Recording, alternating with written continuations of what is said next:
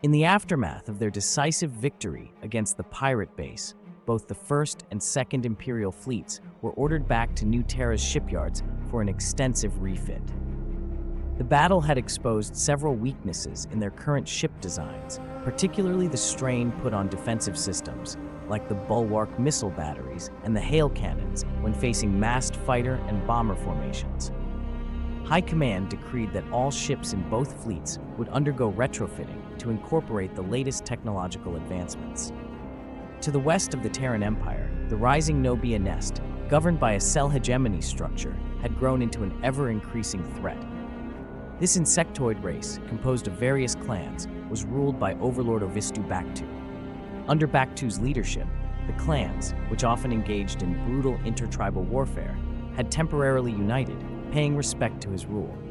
While not known for their strategic brilliance, the Nobea's sheer numbers and aggression made them a dangerous adversary.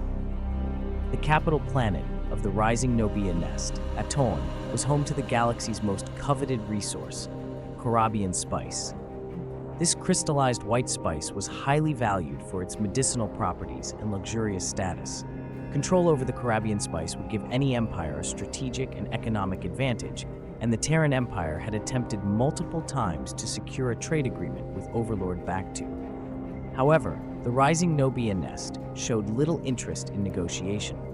The refusal to engage diplomatically infuriated Emperor Magnus, and when High Command received intelligence that the Corabian spice was being monopolized on Aton, the decision became clear.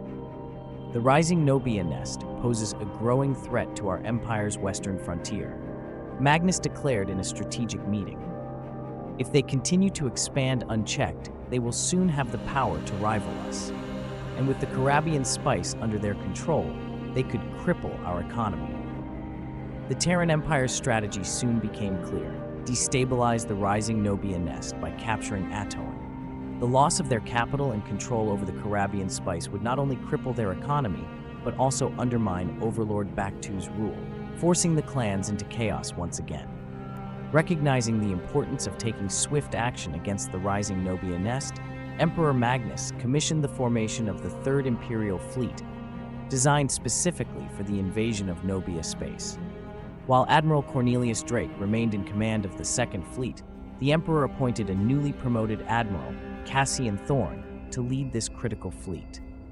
The Third Fleet would consist of the latest in Imperial military technology, featuring advanced destroyers, fleet frigates, and heavy escorts, all outfitted with improved shielding, missile systems, and hail cannons. In addition, a Second Imperial transport fleet would support the operation, designed to deploy legions of strike troopers and heavy armor brigades directly onto the surface of Aton once the planetary defenses were breached.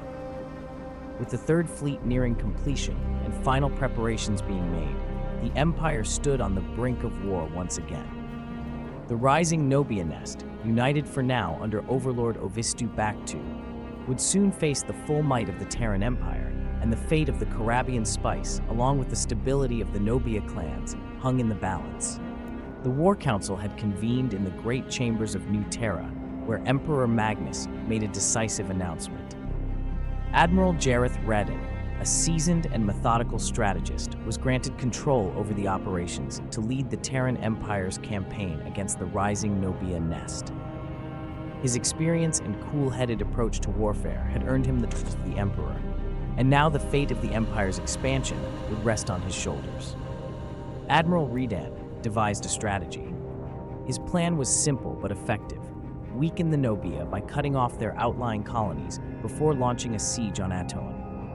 "We cannot risk overextending ourselves in a full assault on their capital without first securing a foothold," Redan said during the briefing. "By taking their outer colonies, we can better understand their military capabilities, cripple their economy, and isolate Aton." By Admiral Redan's orders, all available Imperial forces were summoned to the colony of New Eden, the Empire's most distant outpost on the western frontier. The colony was a vital hub for both military and economic activity, sitting at the edge of the Rising Nobea Nest's territory. It would serve as the launching point for the multi-front attack. As the fleets gathered over New Eden, the vast armada of warships glittered in the darkness of space. Supply ships ferried ammunition, fuel, and rations to the growing fleet, ensuring they would be well stocked for a prolonged campaign. Admiral Jareth oversaw the preparations from his flagship, issuing orders and finalizing strategies as the days passed. The time for war was drawing near. Our primary objective is to strike both targets simultaneously, Redan explained to his commanders.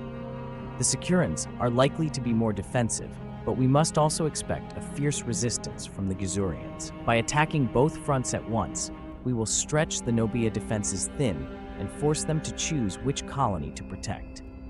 With final preparations complete, Admiral Redan gave the order for the fleets to move out. Engines roared to life as the 2nd and 3rd Imperial fleets, along with 1st and 2nd transport fleets, deployed from New Eden, setting course for their respective targets. The fleets moved in unison, their ships disappearing into the void as they engaged their warp drives. Soon, the two-front assault would begin, and the Rising Nobea Nest would be forced to confront the full might of the Terran Empire. The countdown to war had begun. Thanks for joining us today, and don't forget to follow and subscribe for more exciting gaming content.